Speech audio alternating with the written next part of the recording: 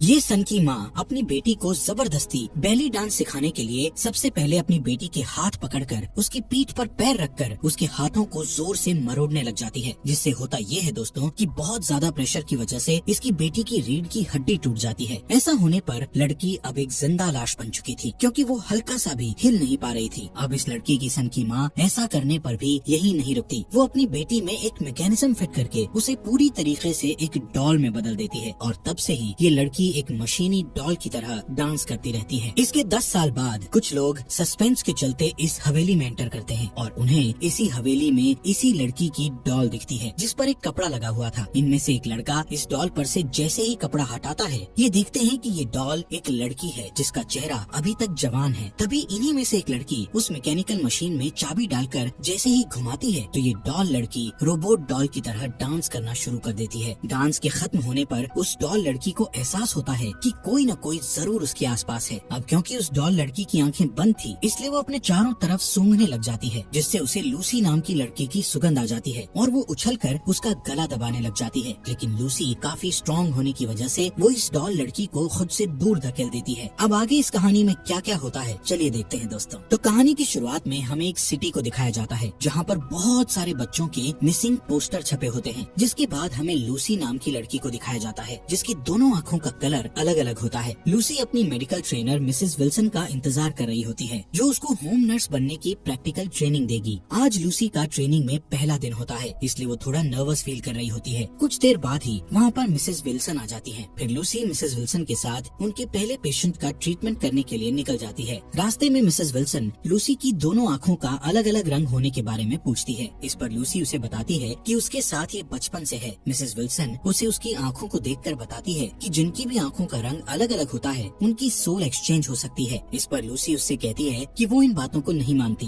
और थोड़ी देर में ही वो लोग अपने पहले पेशेंट के पास पहुंच जाते हैं। ट्रेनिंग के पहले दिन मिसेस विल्सन लूसी को समझाती है कि जो पेशेंट हमारे पास नहीं आ सकते उनकी ट्रीटमेंट के लिए हमें उनके घर जाना ही पड़ता है। उनके सारे पेशेंट्स ऐसे ही हैं, इसलिए उनके पास उनके पेशेंट्स के घर की चाबी है। पहले पेशेंट को उसकी दवाई और इंजेक्शन देकर ये दोनों अपने अगले पेशेंट के घर चले जाते हैं, जो कि एक बूढ़ी औरत होती है। उसको ट्रीटमेंट देकर ये लोग अपने लास्ट पेशेंट जैसल के घर जाते हैं, जो एक बहुत बड़ा ओल्ड मेंशन और जो जंगल के बीच में मौजूद होता है। मिसेस विल्सन लूसी को कार में बैठे रहने का कहकर उस मेंशन में चली जाती है, क्योंकि जैसल थोड़ी अलग है। बहुत देर तक मिसेस विल्सन के वापस न आने पर क्यूरियोसिटी के चलते लूसी उस बड़े से मेंशन में चली जाती है, जिसकी सारी खिड़कियों को कपड़ों से ढका होता है। जब लूसी अंदर जाती है तो देखती है कि उस मेंशन में बहुत सारी तस्वीरें और जानवरों की मूर्ति लगी होती है। मिसेस विल्सन को ढूंढते हुए लूसी एक रूम में जाती है, जहाँ पर वो मिसेस विल्सन को जैसल का खून बदलते हुए देती है। उसे वहाँ देखकर मिसेस विल्सन खुश हो जाती है, जिसके बाद वो लूसी को जैसल के बारे में बताती हैं कि जैसल बहुत समय से कोमा में है, और वो जब जवान थी तो इस एरिया की मशहूर डांसर हुआ करती थी, जो बहुत सारे बच्चों को डांस की ट्रेनिंग भी दिया करती थी। वहाँ पर अंधेरा होने के चलते लूसी वहाँ की एक खिड़की खोल देती है। जैसल को देखकर लूसी मिसेस विल्सन के गले में रखी एक अजीब सी चाबी के बारे में पूछती है। इस बारे में मिसेस विल्सन उसे बताती है कि जैसल बहुत अमीर है। उसकी पहले एक बच्ची थी जो बोल नहीं सकती थी, जिसकी किसी वजह से मौत हो गई थी, जिसके बाद उसकी ऐसी हालत हो गई और उसे कहीं से पता चला था कि इस घर में जैसल ने खजाना छुपा रखा है, तो ये चाबी उसी की हो सकती है। उसने कई बार उस खजाने को काफी ढूंढने की कोशिश की, लेकिन उस खजाने तक वो कभी नहीं पहुंच पाई, जिसके बाद वो दोनों वहाँ से निकल जाते हैं। मिसेस विल्सन लूसी को उसकी बताई हुई जगह पर छोड़ देती है और अपने घर की तरफ जाने लगती है। हम देखते हैं कि मिसेस विल्सन रास्ते में एक लड़की को किडनैप करके ले जाती है, जिससे हम जान सकते हैं कि शहर में हो रही किडनैपिंग में इसका हाथ है, क्योंकि जिस बच्ची को इसने किडनैप किया था उसकी उम्र के बच्चों की मिसिंग खबरें शहर में छपी हुई थी, जिसके बाद वो घर जाकर उस बच्ची को मारकर उसका खून निकालती है। वहीं दूसरी तरफ लूसी अपने बॉयफ्रेंड विलियम से मिलने जाती है, जो पोर्ट पर काम करता है। थोड़ी देर बाद दोनों एक बार में जाते हैं, जहाँ पर विलियम का भाई बेन काम करता है। वहाँ पहुंचकर विलियम लूसी से उसके नर्स बनने के पहले दिन के बारे में पूछता है कि उसका दिन कैसा रहा। इस पर लूसी उसे अपने आज के दिन के बारे में बताती है, जिसमें वो विलियम को बताती है कि उसे उसकी ट्रेनर ने बताया था कि जंगल के बीच में रहने वाली एक बूढ़ी औरत के घर में एक जगह पर बहुत सारा खजाना छुपा हुआ है। ये सुनकर विलियम उत्साहित हो जाता है और उससे इस खजाने को ढूंढकर चुराने को बोलता है, जिससे लूसी नाराज हो जाती है और वहाँ से जाने लगती है। विलियम उसे बताता है कि हम दोनों का इन थोड़े से पैसों से कुछ काम नहीं बनने वाला, क्योंकि वो कम पैसों के लिए काम करते करते थक चुके हैं, इसलिए हमें अपनी आगे की जिंदगी के लिए बहुत सारा पैसा चाहिए होगा। विलियम उसे बोलता है कि हम दोनों की घर की कंडीशन काफी खराब है और तुम्हारे डैड भी अब बूढ़े हो चुके हैं और आगे जाकर तुम तुम्हें भी बहुत सारे पैसों की जरूरत पड़ेगी, इसलिए तुम्हें ठंडे दिमाग से सोचने की जरूरत है। जब लूसी घर जाती है तो देखती है कि उसके डैड किसी औरत से बात कर रहे हैं। ये देखकर लूसी को काफी बुरा लगता है, क्योंकि उसकी मॉम को मरे हुए थोड़ा ही समय हुआ है। जब वो अपने डैड से इस बारे में बात करती है तो उसके डैड उसे बताते हैं कि ये औरत उसकी बचपन की दोस्त है और वो उससे मिलने जा रहा है। अपने डैड के जाने के बाद लूसी खजाने की चोरी में शामिल होने के लिए विलियम को कॉल कर देती है, क्योंकि वो भी अब अपने हालातों से तंग आ चुकी थी। और अब विलियम, लूसी और बेन उसी रात को एक कार में मिलते हैं और वहाँ से जैसल के मेंशन की तरफ निकल जाते हैं। जैसल के घर से थोड़ी दूर पहले ही ये लोग अपनी कार खड़ी कर देते हैं और लूसी बेन और विलियम को जैसल के घर की तरफ ले जाने लगती है। लेकिन रास्ते में ही लूसी को जमीन पर ही एक अजीब सी हरे रंग की लाइट दिखती है, जिसे वो हाथ लगाकर चेक करती है तो वो लाइट वहाँ से गायब हो जाती है। ये देखकर उन लोगों को कुछ समझ नहीं आता, जिसे वो इग्नोर कर जैसल के मेंशन की तरफ निकल जाते हैं। उस मेंशन की दीवार कूदकर ये तीनों मेंशन तक पहुँच जाते हैं, लेकिन उन्हें इसके अंदर जाने का कोई रास्ता नहीं मिलता। इसलिए बेन और लूसी विलियम को वापस लौट जाने के लिए कहते हैं, लेकिन विलियम उनकी बात नहीं सुनते हुए अंदर जाने का रास्ता ढूंढने लगता है। उसे मेंशन के बेसमेंट में जाने का रास्ता मिल जाता है, जिससे वो मेंशन के अंदर जा सकते हैं। जिसके बाद बेसमेंट में जाते ही ये तीनों सीढ़ियाँ चढ़ते हुए मेंशन के ग्राउंड फ्लोर पर चले जाते हैं। बेसमेंट में इन लोगों को वहाँ पड़े बहुत सारे सामान मिलते हैं, जो काफी समय से वहाँ पड़े जंग खा रहे होते हैं। और जब वो मेंशन के हॉल में चेक कर रहे होते हैं, तभी बेन वहाँ पड़े एक वुल्फ के स्टैचू को देखकर डर जाता है। जिसके बाद ये तीनों वहाँ से आगे जाने लगते हैं, लेकिन इन्हें ये देखकर थोड़ा अजीब लगता है कि यहाँ पर हर छोटे से छोटे दरवाजे पर ताला लगा हुआ है। फिर ये लोग बिना आवाज करते हुए फर्स्ट फ्लोर पर चले जाते हैं, जहाँ पर इन्हें एक बच्ची का कमरा दिखता है। लूसी इन्हें बताती है कि ये कमरा जैसल की बेटी का हुआ करता था, जिसे मरे हुए सालों बीत चुके हैं और वो बोल भी नहीं सकती थी। तभी उन दोनों को विलियम पास के कमरे में बुलाता है। जब वो अंदर जाते हैं तो देखते हैं कि वहाँ पर 4 एनिमल डॉल्स हैं। जब वो इनके बारे में बात कर ही रहे होते हैं, तभी एक पुतला एकदम से उनकी तरफ घूम जाता है, जिसे देखकर ये तीनों डर जाते हैं और इसे इग्नोर कर वहाँ से आगे की तरफ जाने लगते हैं। आगे जाने पर उन्हें एक दरवाजा मिलता है जो लॉक्ड होता है। विलियम को लगता है कि खजाना इसी दरवाजे के पीछे होगा, लेकिन इसकी चाबी उनके पास नहीं है। इस पर लूसी उन्हें बताती है कि उसने जैसल के गले में एक चाबी देखी थी, शायद वो इस दरवाजे की चाबी हो सकती है। इसलिए ये तीनों चाबी लेने के लिए टॉप फ्लोर पर मौजूद जैसल के कमरे में जाने लगते हैं। जैसल के पास पहुंचकर वो देखते हैं कि वो सो रही है और उसे ऑक्सीजन मास्क लगाया हुआ है। जिसके बाद लूसी बड़े आराम से जैसल के गले से उस चाबी को निकाल लेती है और उसे विलियम को सौंप देती है। लेकिन जब विलियम इस चाबी को बंद पड़े दरवाजे में लगाता है तो वो दरवाजा अभी भी नहीं खुलता। जिसके बाद बेन उस दरवाजे को ही तोड़ देता है। अंदर जाने पर विलियम को जब खजाना नहीं मिलता तो उसे गुस्सा आने लगता है, लेकिन उसी कमरे में उन्हें एक लड़की की डॉल मिलती है, जिसे कपड़े से ढका हुआ था। और जब वो उस कपड़े को हटाते हैं तो देखते हैं कि वो डॉल नहीं, असल में एक लड़की ही है, जो जैसल की बेटी की डेड बॉडी है। जिसे देखकर लूसी समझ जाती है कि ये ही जैसल का खजाना है, जिसे उसने छुपा कर रखा हुआ है। तभी विलियम देखता है कि जिस प्लेटफॉर्म पर ये डेड बॉडी रखी हुई है, वहाँ पर एक लॉक है। इस पर जब लूसी उस चाबी को उसमें लगा के घुमाती है, तभी उस कमरे की लाइट अचानक से चालू हो जाती है और जिस प्लेटफॉर्म पर वो डेड बॉडी खड़ी होती है वो रोटेट होने लगा है और एक अजीब सा म्यूजिक वहाँ पर बजने लगता है। ये देखकर तीनों बहुत ज्यादा डर जाते हैं, जिससे विलियम उस डॉल को मुक्का मार देता है। इससे उसकी गर्दन झुक जाती है, लेकिन उसकी गर्दन उसी समय अपने आप सही हो जाती है और ऐसा होते ही वहाँ बजने वाला म्यूजिक भी बंद हो जाता है और उस लड़की का भी घूमना बंद हो जाता है। तभी उस मेंशन में किसी के जोर जोर से चिल्लाने की आवाजें आने लगती है। ये देखकर तीनों वहाँ से भागने लगते हैं और बेसमेंट तक पहुँच जाते हैं। लेकिन वहाँ पहुँचकर ये लोग देखते हैं कि जिस बेसमेंट की खिड़की से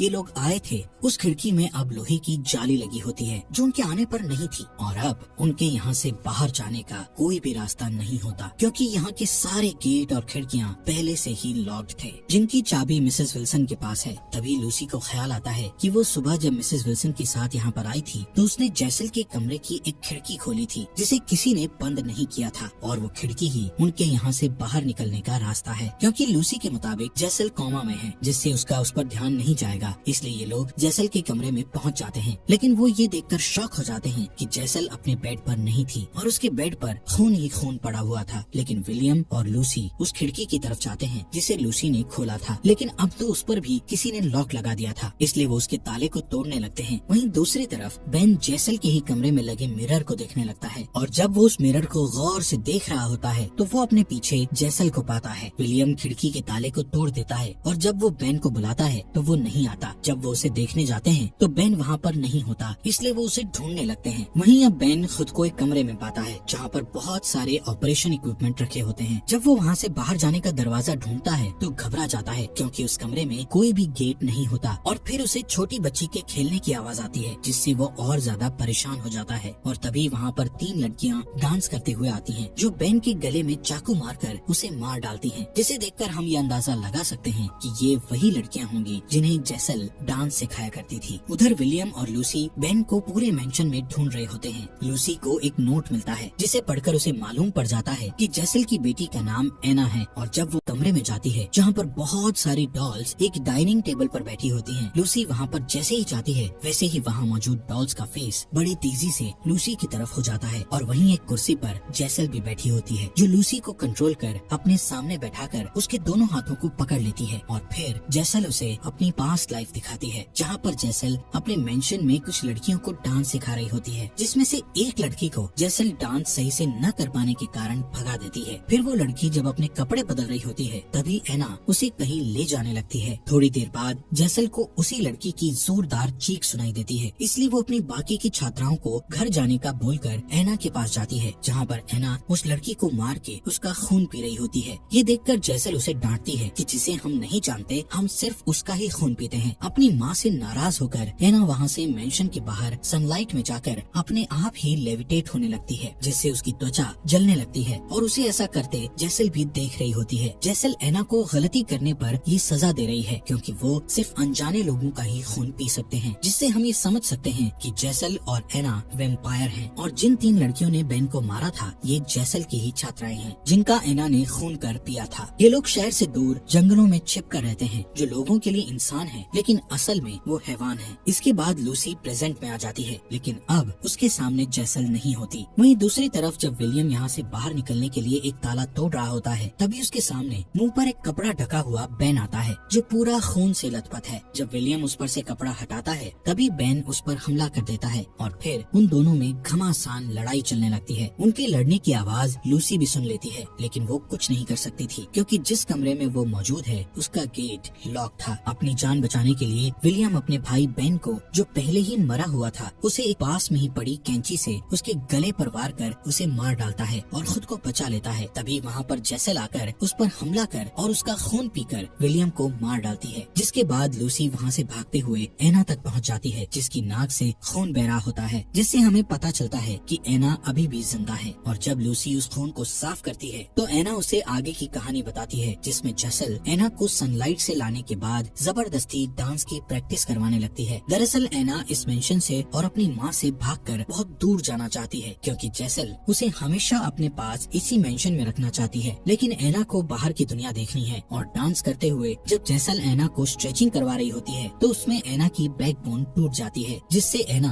अब चल फिर नहीं सकती है। और अब जब लूसी एना से पूछती है कि क्या तुम जिंदा हो तो एना उसी प्लेटफॉर्म पर घूमकर उसे अपना जवाब दे देती है। पर तभी एना लूसी का गला पकड़कर उस पर हमला कर देती है। खुद को बचाने के लिए लूसी एना को एक मुक्का मार के गिरा देती है और तभी वहाँ पर मिसेस विल्सन आ जाती हैं जो लूसी को बेहोश कर देती है। और जब लूसी की आँख खुलती है तो वो खुद को एक स्ट्रेचर पर पाती है जिसके पास में मिसेस विल्सन मौजूद होती हैं। ये वही कमरा है जहाँ पर कुछ लड़कियों ने बेन को मारा था। फिर मिसेस विल्सन उसे बताती हैं कि वो जब छोटी थी तो वो भी जेसल के पास डांस सीखने जाया करती थी और जब जेसल ने एना की गलती से बैकबोन तोड़ दी थी तब उसने ऐसा करते हुए देख लिया था। फिर जेसल ने एना की बैकबोन को उसके सामने जोड़ा भी था और तभी से वो जेसल के साथ है और उसका ध्यान और उसके लिए खून का इंतजाम वही करती है। साथ ही उसने उसके वेम्पायर होने के बारे में किसी को भी नहीं बताया था। अब कहानी प्रेजेंट में आती है जहाँ जेसल एना को ऑपरेशन रूम में लेकर आती है, जिसके बाद जेसल लूसी के पेट पर अपने नाखून से कट लगाती है और फिर एक मरे हुए कीड़े पर मंत्र फूंक कर उसके पेट में डाल देती है। सेम ऐसा ही वो अपनी बेटी एना के साथ करती है। इसके बाद जब जेसल लूसी की आंखों को सील कर रही होती है तभी उसको अपनी माँ की सोल पास में खड़ी हुई दिखती है। उसकी आंखों को सीलने के बाद जेसल अपना रिचुअल परफॉर्म करती है जिसमें थोड़ी देर लूसी और एना के हवा में झूलने के बाद दोनों के मुंह से वो कीड़ा जिंदा होकर एक दूसरे के मुंह में जाकर अदला बदली करते हैं। और फिर थोड़ी देर बाद मिसेस विल्सन लूसी को जेसल के पास लाती है। जब लूसी एक मिरर में खुद को देख रही होती है तब हम देखते हैं कि अब उसकी दोनों आँखों का कलर सेम हो चुका था, जबकि मूवी की शुरुआत में उसकी दोनों आँखों का कलर अलग अलग था। इससे हम समझ सकते हैं कि उस रिचुअल को परफॉर्म कर जेसल ने लूसी और एना की सोल की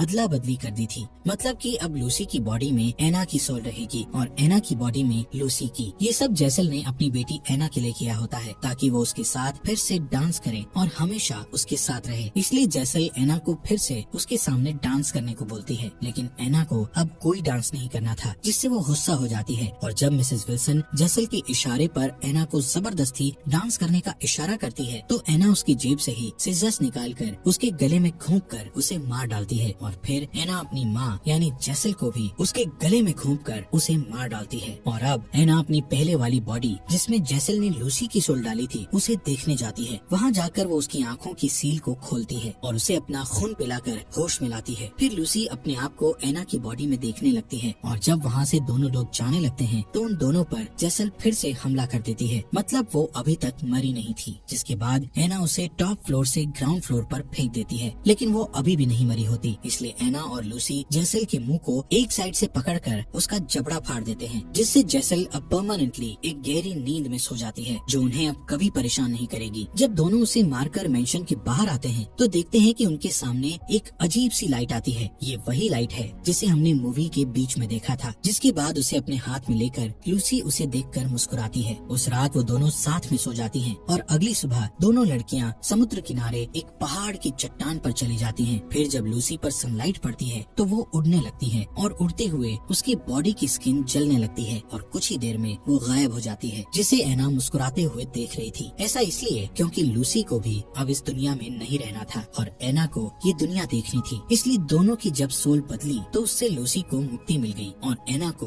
उसका सपना। और इसी हैप्पी एंडिंग के साथ ये फिल्म यहीं पर खत्म हो जाती है। मूवी काफी सस्पेंस से भरी हुई थी। इस मूवी में लूसी अपने हालातों से तंग आकर विलियम के साथ खजाना पाने निकल जाती है, जो लूसी के लिए मुक्ति का खजाना था और विलियम और उसके भाई बेन के लिए मौत का। जैसल ने अपनी बेटी को डांस कराने के लिए उसकी बॉडी चेंज की, लेकिन एना को तो फ्रीडम चाहिए थी, इसलिए उसे फ्रीडम के लिए अपनी मॉम को मारना पड़ा, जो उस पर काफी जुल्म करती थी। और जब एना, जिसे इस दुनिया को देखना है, वो अब इसकी सैर करने निकल चुकी होती है। और इसी के साथ ये मूवी यहीं पर खत्म हो जाती है।